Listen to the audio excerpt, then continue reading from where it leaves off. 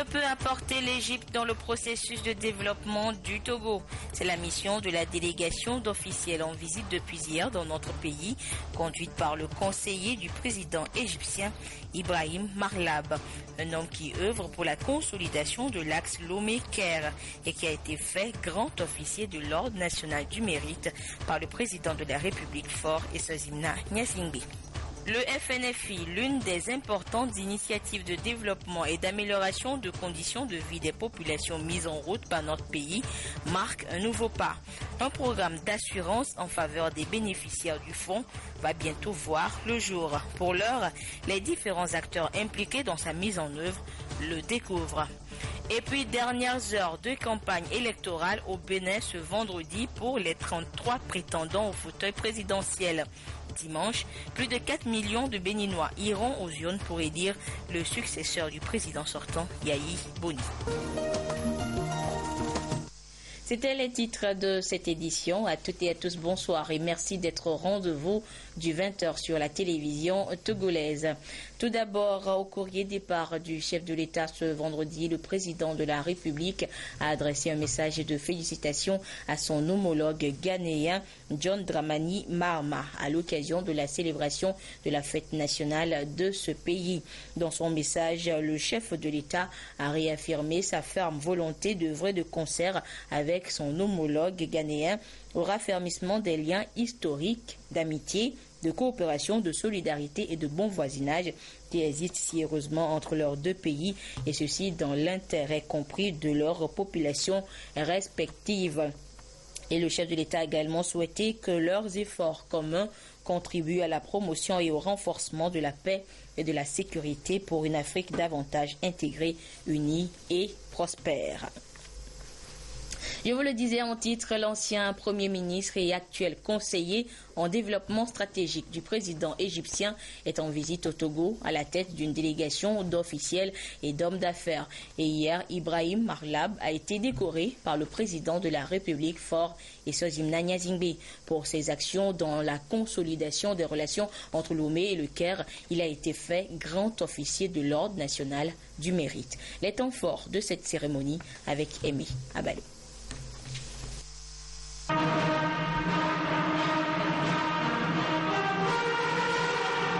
Le Togo rend hommage à Ibrahim Malab.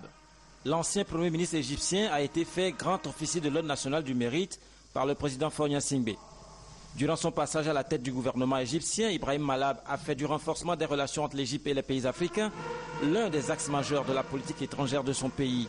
Il a particulièrement mis en place une agence de partenariat pour le développement dont la mission a permis de consolider la coopération avec les autres pays dans les domaines essentiels tels que la santé, l'agriculture, l'éducation et la formation. Le Togo a eu l'occasion de faire l'expérience de l'efficacité de ce mécanisme de coopération. En effet, lors de la visite officielle que le président de la République, son Excellence M. Faure Essozimna Gnassingbé, a effectuée en Égypte en août 2015, à l'occasion de l'inauguration du nouveau canal de Suez, un mémorandum d'accord de grande envergure a été signé entre nos deux pays. Consacré au domaine de la santé, cet accord est ainsi venu sceller l'intensification d'une longue et fructueuse coopération bilatérale en mettant l'accent sur des axes qui figurent à la fois dans les priorités de l'Agence égyptienne de partenariat pour le développement et au cœur de l'agenda social du gouvernement togolais. Le mémorandum d'accord entre l'Égypte et le Togo d'août 2015 est venu à point nommé car il prévoit 1. La construction d'un hôpital de référence spécialisé en cardiologie, en chirurgie cardiaque et en néphrologie, spécialité médicale traitant des maladies des reins. 2. La mise sur pied d'un service d'aide médicale d'urgence au CHU Sylvadis Olympio, le renforcement du service d'hémodialyse du même établissement, ainsi que l'ouverture du marché togolais aux produits pharmaceutiques égyptiens. Et enfin 3, la formation de médecins togolais en Égypte. La mise en œuvre de ce mémorandum d'accord a déjà démarré. En effet, des médecins et paramédicaux togolais sont actuellement en stage en Égypte. Par ailleurs, un site a déjà été identifié à Adétikopé dans la banlieue de Lomé pour accueillir l'hôpital de référence prévu dans le mémorandum d'accord.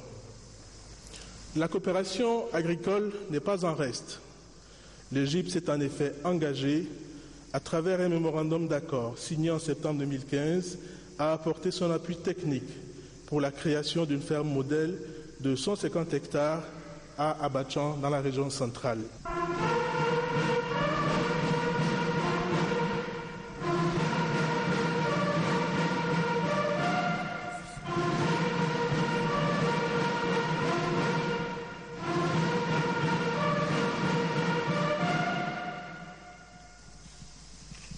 Monsieur Ibrahim Marlab, en vertu des pouvoirs qui nous sont conférés, nous vous élevons à la dignité de grand officier de l'Ordre national du mérite.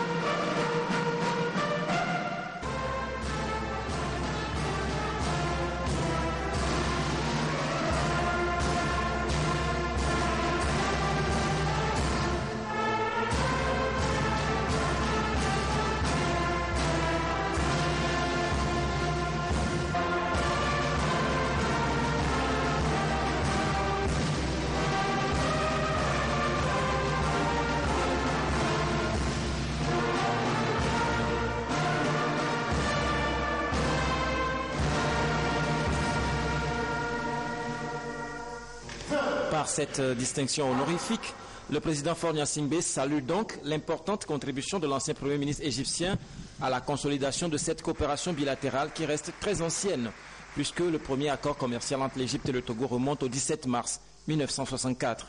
Cet hommage est d'autant mérité que le mémorandum conclu en août 2015 a ouvert de nouvelles perspectives de partenariat. Celles-ci concernent notamment les secteurs aériens et maritimes, la culture, la communication et sont appelées à se concrétiser dans un proche avenir. Et après la cérémonie, le récipiendaire, sa délégation, les membres du gouvernement et les diverses personnalités présentes ont été conviés à un dîner offert par le chef de l'État. Soirée dînatoire qui a permis aux invités de découvrir le folklore togolais. Et le président Faure Gnassingbé y a été représenté par le Premier ministre Komi Selom Klassou. Je vous propose l'ambiance de ce dîner.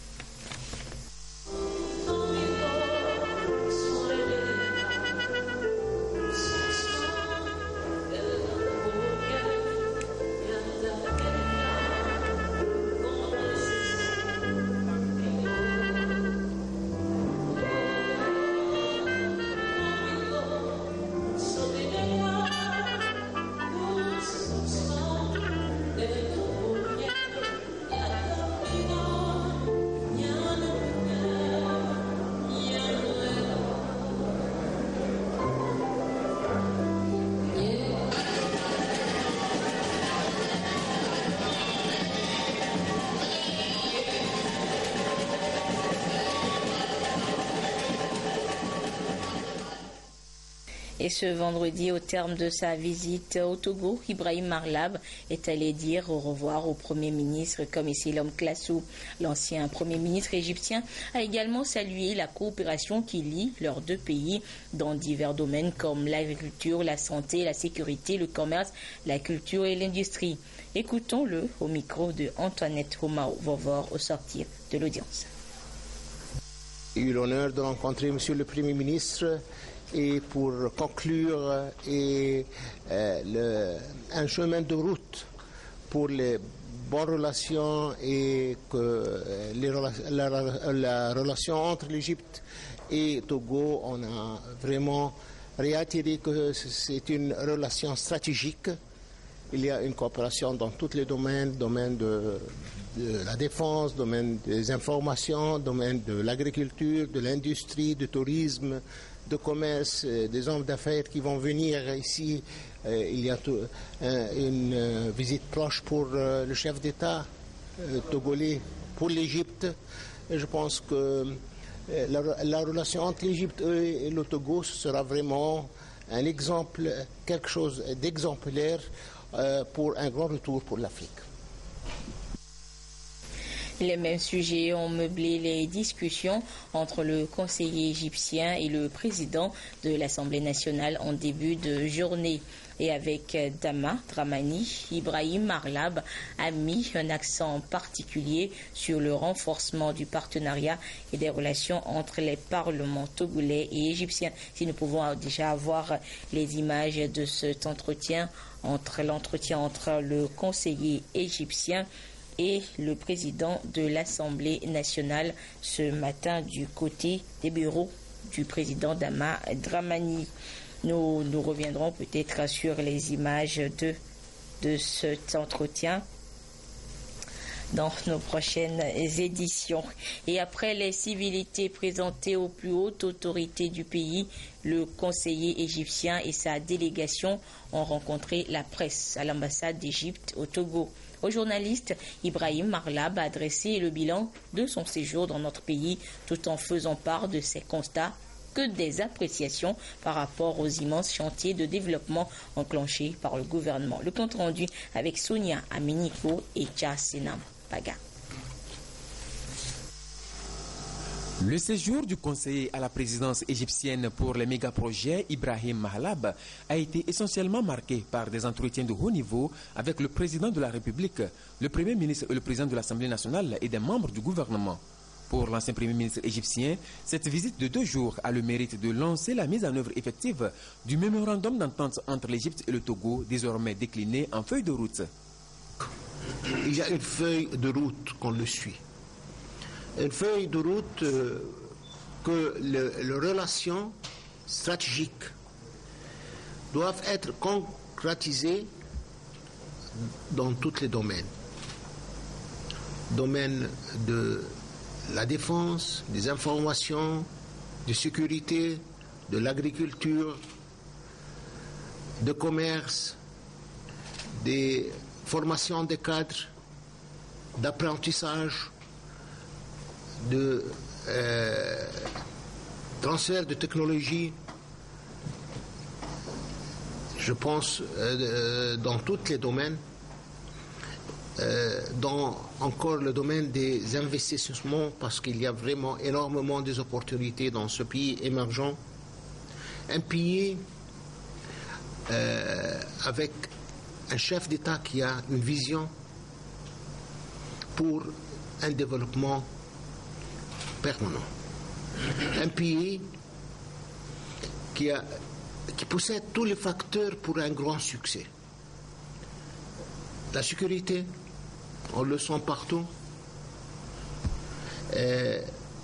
Une vision nette et claire pour lutter contre la corruption d'une manière très ambitieuse.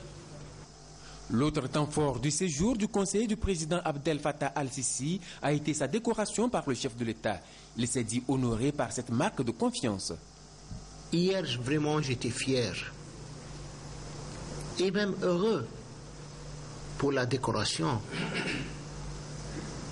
Honoré que j'ai reçu par le chef d'État pour mes services en Afrique, parce que moi-même, je dis toujours que je suis fier d'être africain. Je suis fier d'être africain. L'Afrique, pour moi, c'est l'histoire et l'espoir. L'Afrique, pour moi, c'est des défis, mais on va le faire. Comment on va le faire? Le seul chemin, et je dis clairement, c'est la coopération sud-sud. En même temps, j'ai rencontré monsieur le Premier ministre, monsieur le chef, le président de l'Assemblée nationale, monsieur et madame les ministres. Je pense que Ces entretiens étaient très importants pour éclairer, pour suivre la feuille de route qu'on a décidé de démarrer pour une coopération permanente pour le bien de nos deux peuples. Le conseiller Ibrahim Mahlab est à la tête d'une délégation de hauts responsables de la Société des Arabes Contractors et du ministère égyptien des Affaires étrangères. La délégation a noué de contacts, prospecté les potentialités économiques en vue d'investir au Togo. On a travaillé dans presque tous les pays africains et nous sommes là pour coopérer et pour travailler comme partenaire dans ce pays émergent. L'Arab Contractor vraiment concrétise la coopération sud-sud. Depuis quelque temps, le pays des pharaons fait un comeback remarquable sur la scène africaine pour participer à l'émergence du continent. Le Togo, qui jouit d'une position géostratégique au cœur de l'Afrique de l'Ouest, reste un partenaire sûr pour l'Égypte. Et je vous le disais qu'avant de présider, d'animer cette conférence de presse, le conseiller égyptien était chez le président de l'Assemblée nationale en début de journée. Et avec Dramani, Ibrahim Mahlab est revenu sur l'excellence des relations de coopération qui lient le Togo au sien, tout en mettant un accent particulier sur le renforcement du partenariat des relations entre les parlements togolais et égyptiens.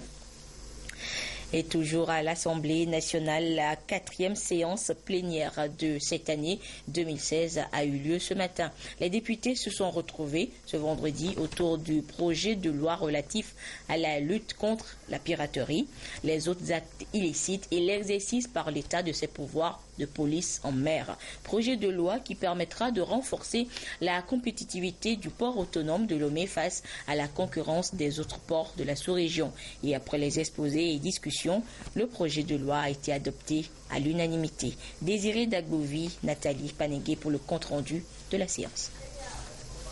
Le projet de loi relatif à la lutte contre la piraterie, les autres actes illicites et l'exercice par l'État de ses pouvoirs de police en mer a retenu l'attention des députés au cours de cette 4e séance plénière de la première session extraordinaire de l'année. C'est un texte de 15 articles qui vient répondre à la recommandation des chefs d'État et de gouvernement des pays de l'Afrique centrale et de l'Ouest sur l'élaboration d'une stratégie régionale pour lutter contre la piraterie, les vols à main armée et bien d'autres actes illicites commis en mer. Après amendement, le projet de loi est voté à l'unanimité. La loi qui nous a été présentée aujourd'hui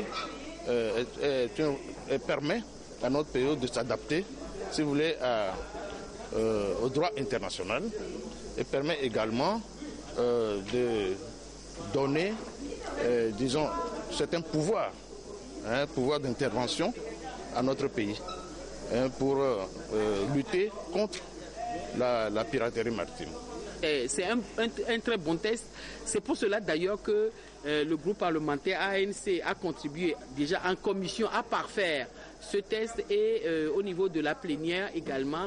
Et c'est pour cela que le groupe parlementaire ANC a voté favorablement le test. Ce nouvel instrument juridique national autorise les commandants des bâtiments de l'État et les commandants d'aéronefs à étendre leur mission de reconnaissance et de visite sur les navires privés naviguant dans les espaces maritimes togolais.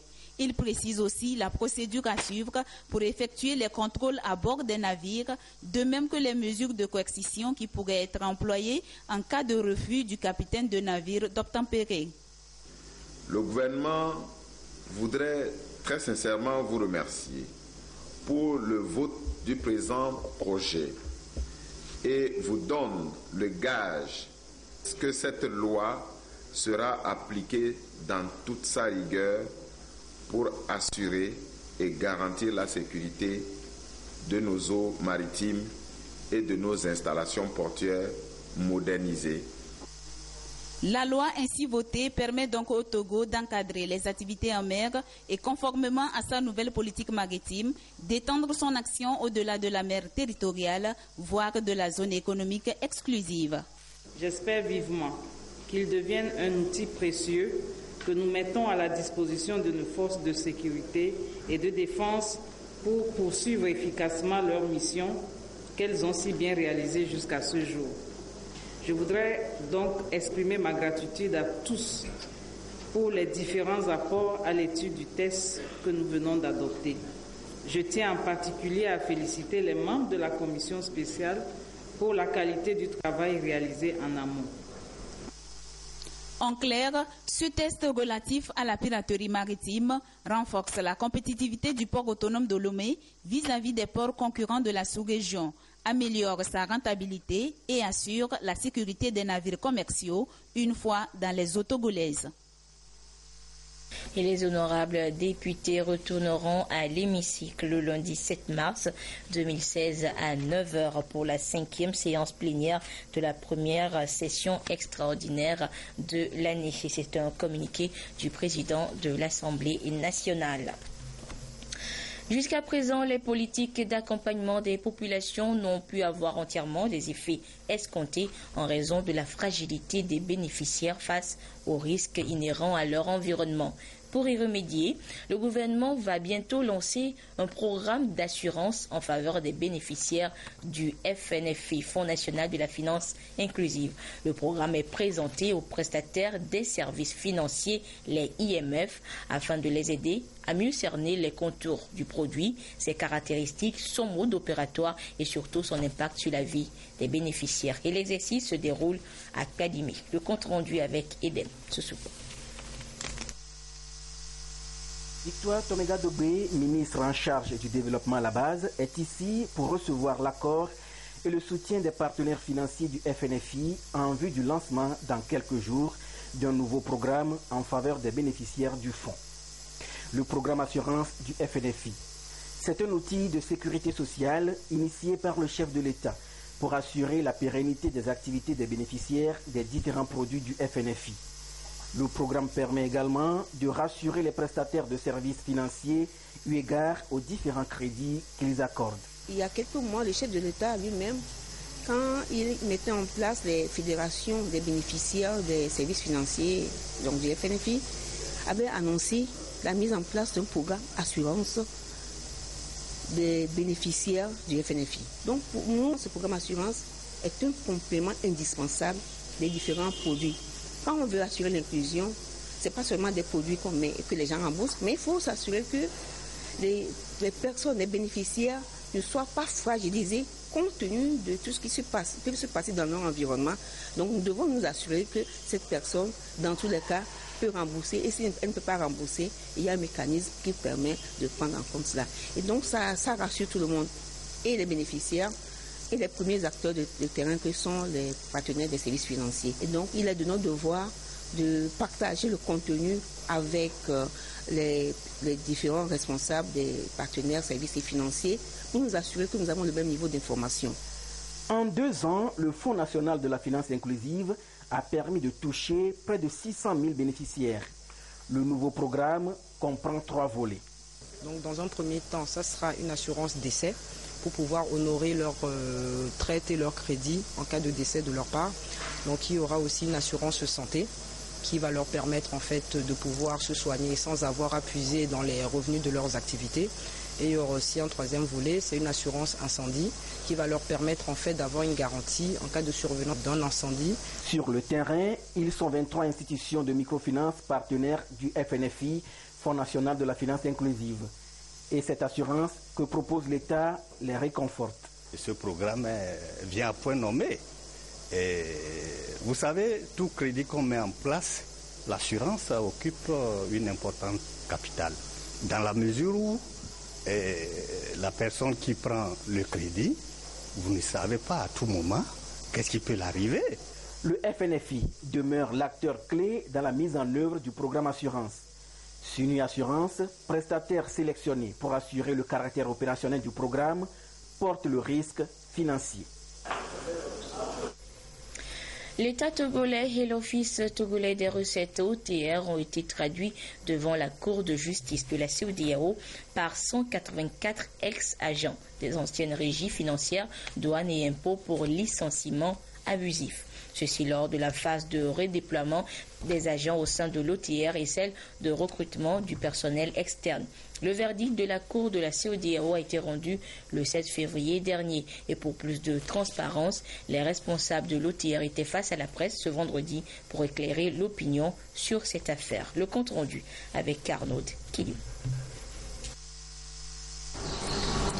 L'État togolais et l'Office togolais des recettes OTR ont été blanchis à Abuja par la Cour de la CEDEAO dans l'affaire de licenciement abusif et traitement inhumain dégradant dont auraient été victimes 184 agents des anciennes régies financières des douanes et impôts. Les requérants estiment avoir été injustement évincés de leur emploi et considèrent que le traitement qui leur a été réservé au cours de la mise en place de l'Office constitue une violation des droits du travail et des droits de l'homme. Pour la réparation des préjudices allégués, les requérants demandent que leur soit payé un montant global de 115 milliards de francs CFA. Après analyse, la Cour de la CEDEAO dit qu'aucune violation des droits de l'homme ne peut être imputée à l'État togolais et met les dépens à la charge des plaignants. Le processus de redéploiement de ces fonctionnaires a respecté des critères objectifs.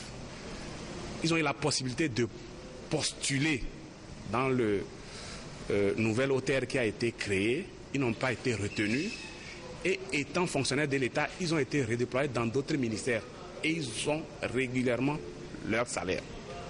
Et c'est ces arguments-là qui ont convaincu la Cour. Et la Cour les a déboutés parce qu'ils réclamaient près de 75 milliards de francs CFA aux contribuables togolais.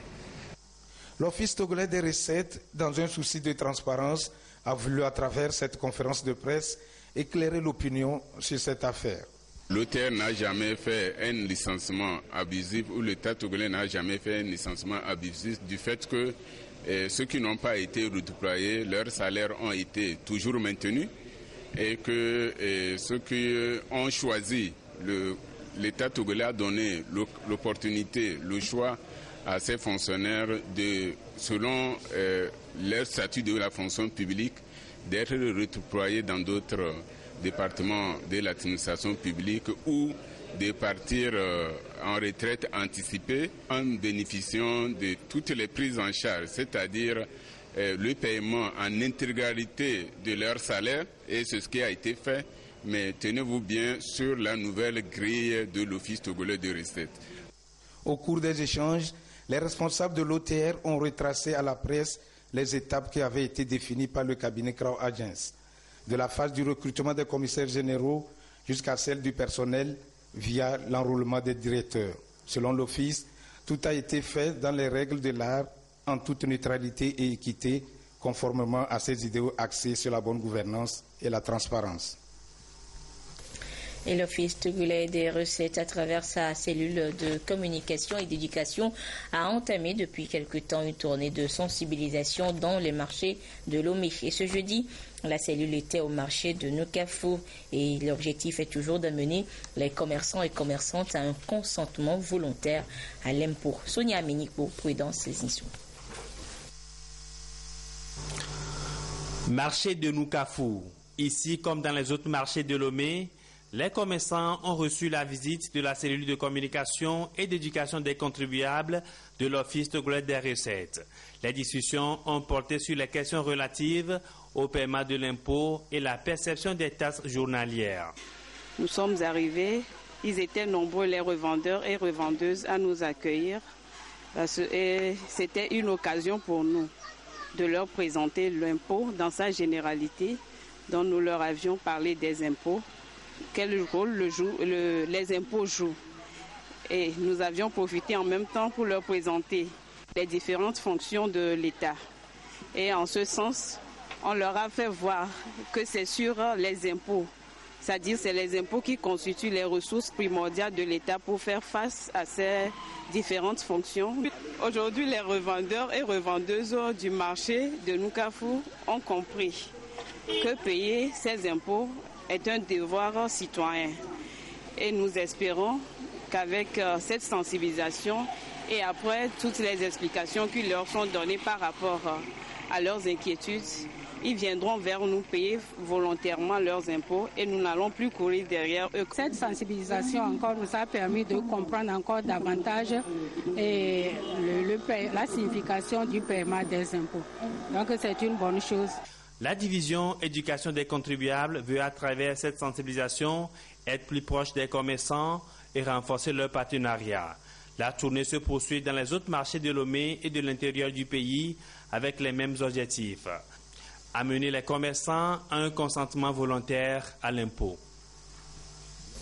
La suite de cette édition avec ce communiqué du procureur de la République.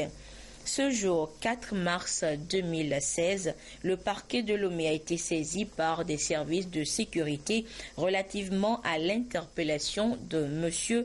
Randolph Antoine Jean Grégoire, de nationalité franco-togolaise, suite à des renseignements des services de sécurité de pays amis.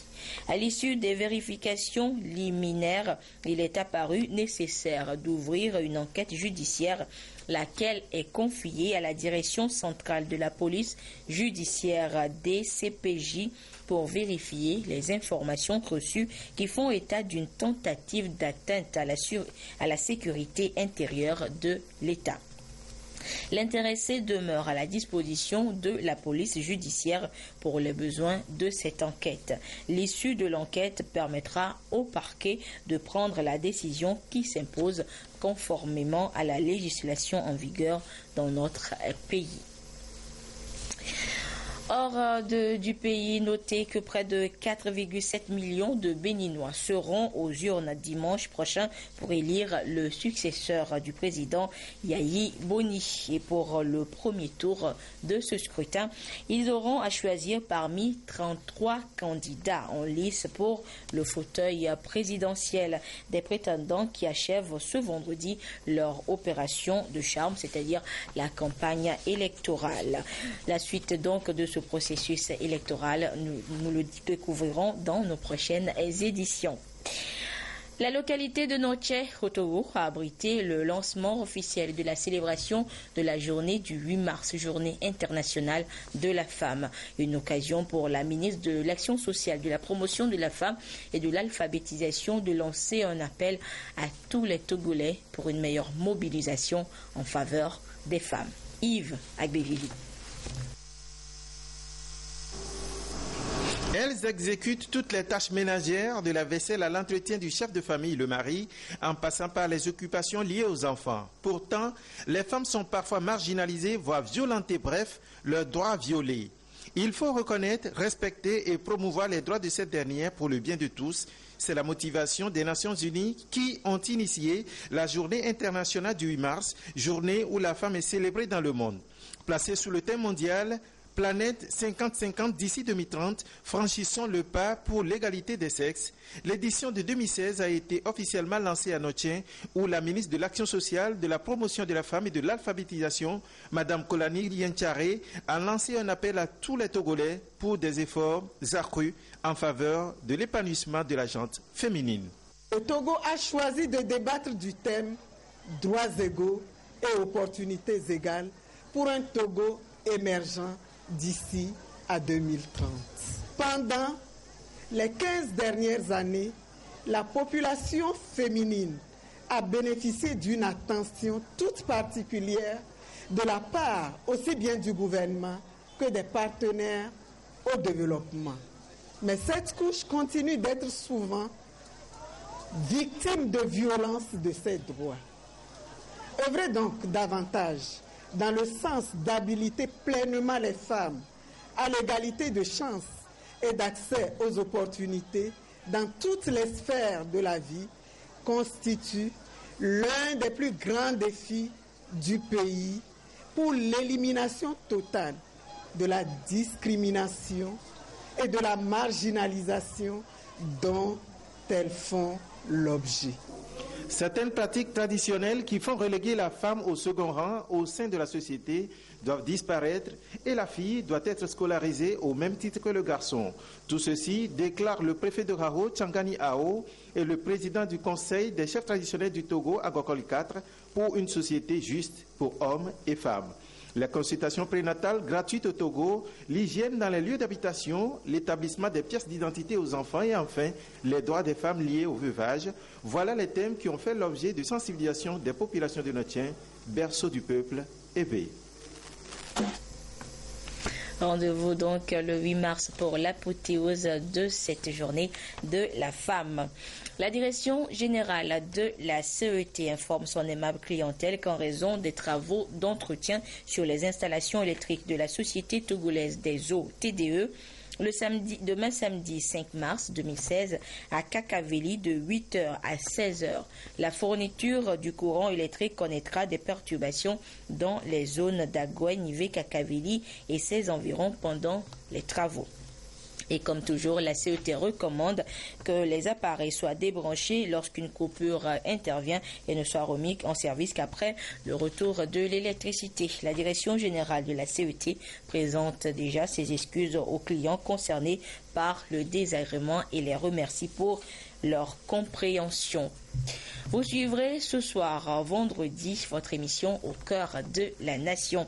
Aruna Lardia et ses invités vous présenteront la situation de la méningite au Togo et surtout le point de la riposte contre ce fléau dans les zones touchées. Au cœur de la nation, c'est à suivre à partir de 21h en direct sur la télévision togolaise. Et voilà, ainsi se referme cette édition. Merci à vous qui l'avez suivi un peu partout grâce à la télévision togolaise. Excellente suite de nos programmes. Au revoir.